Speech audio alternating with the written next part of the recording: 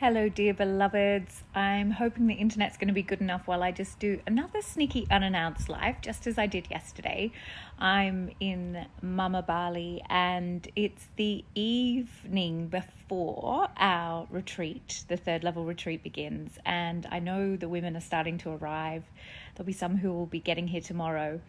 And I'm just feeling the energy building at this time and just allowing myself. I arrived 2 nights ago, Friday, and I always take this time before the retreat to really anchor myself into the energy of Bali, and to land, I guess, is the best way to describe it. To put some space between me and the ordinary world and the ordinary kind of life, even though my life is extraordinary and I love it. Stepping into the space of the third level retreat is something completely different. We are going deep into the Mystic's Cave, and I'm doing lots of lives at the moment because, of course, from tomorrow night I will go offline with the rest of the women, and that's an invitation that I make, and it's an invitation that I am making lovingly, but it's not really an invitation, if you know what I mean. It's really an opportunity for us to go into that non-local consciousness and to really begin, if not continue the work that we've been doing already, but to really begin to see ourselves as the fear huntress, as the intuitive guide, as the priestess of non-local consciousness who is training herself to be able to remote view through the dimensions of time and space. Now, while that might sound really big and lofty, it's actually very, very simple when we understand the true quantum nature of reality. But while we're anchored into things like social media and talking to our families at home and taking photos and selfies and documenting everything in the 3D local realm, we really kind of miss the opportunity to go into that quantum realm as fully and completely as we need to do. And what's happening on the retreat is that the women are really creating a paradigm for themselves that they will then be able to re-enter much more easily when they do go back to normal reality, although they will always be accessing normal reality from a completely different paradigm now, and that is to be able to see the spiritual level or the symbolic level, the non-local level, as well as the local level at the same time. And I guess that's the really beautiful thing about this. It's a little bit like a spiritual boot camp, I guess, coming into this retreat space. And we do everything we can to absolutely make the women feel safe. The lead mentors, Gemma and Amy and myself, as well as the postgraduate peer mentors, Kim Fazzolari and Bree Jones, who will all be here to hold the women so that they can step out of the known and to become divergent thinkers and to really leave behind the familiar. And that's why we come on a pilgrimage. That's why we come to a place, even though we may have been to Bali before, many of the women have, this is a different experience of Bali. And it's very much about stepping out of the habitual and stepping out of the known, the routine, the habits that we enter into when we're in our day-to-day life, and giving ourselves permission to become unfamiliar with ourselves, to step into the void and to let go of our personality and our identity to meet the greater part of ourselves. And we're in a very safe space to do that. I mean, all of our needs are taken care of. Our beds are made, our food's prepared, our bathrooms are clean.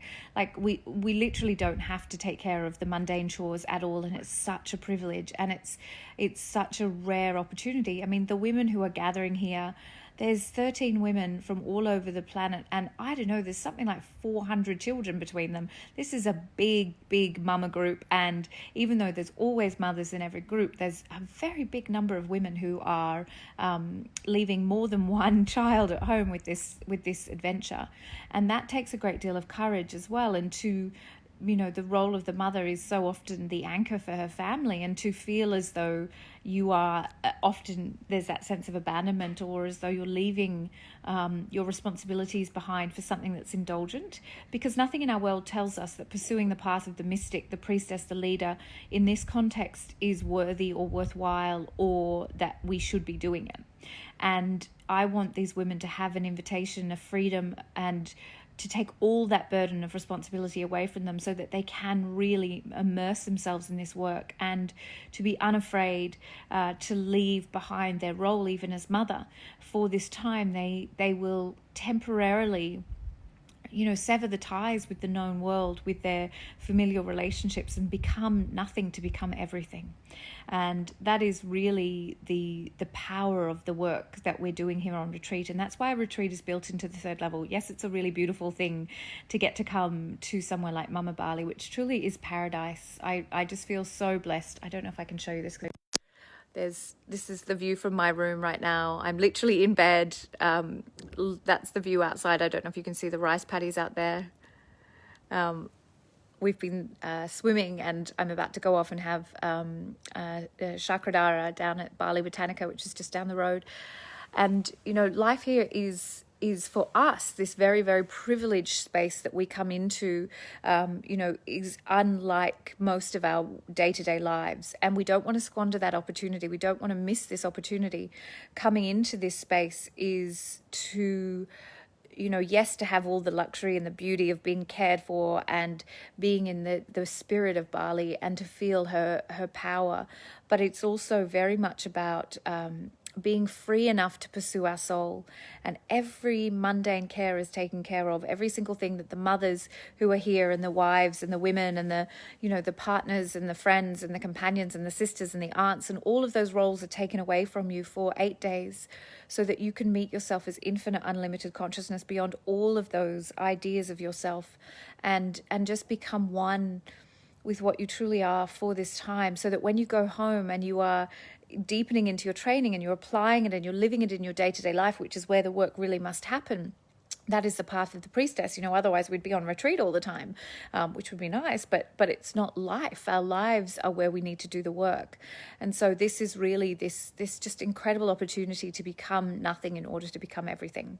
So I just wanted to share that with you, and just to give us, to give a context for why we come on retreat. And it's not just the swimming pools and the coconuts and the weather and the beauty all around us, but it is absolutely, this is a safe, powerful place in order to go deep into the mystic's cave and to meet ourselves in that space. And, really just to have the wonder and the awe and the absolute, meeting yourself in the fullness of your being is deeply humbling, and it can be absolutely terrifying. And in this environment, you are so held, you're so loved, you are so supported.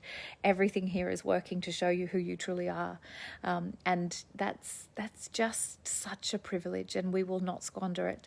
So I'll go live a few times, maybe one more time tomorrow, and then be going into the retreat space with the women. And I might show you a little bit of the spaces that we work in and give you a bit more of the behind the scenes, because it's very beautiful. I might give you a little quick tour around so you can see a little bit of, this is my beautiful bed. I am not slumming it. I'll go out here and have a little look.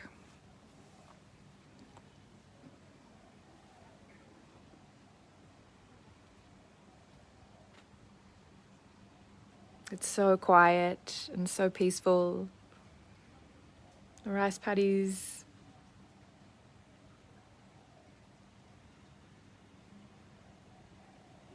And our shala, where we'll be working from tomorrow, is over there, that way. Kim Fazzolari's up there. Anyway, thank you for joining me, and I'll go live again tomorrow and I'll show you a little bit more around. And until then, mwah, bye.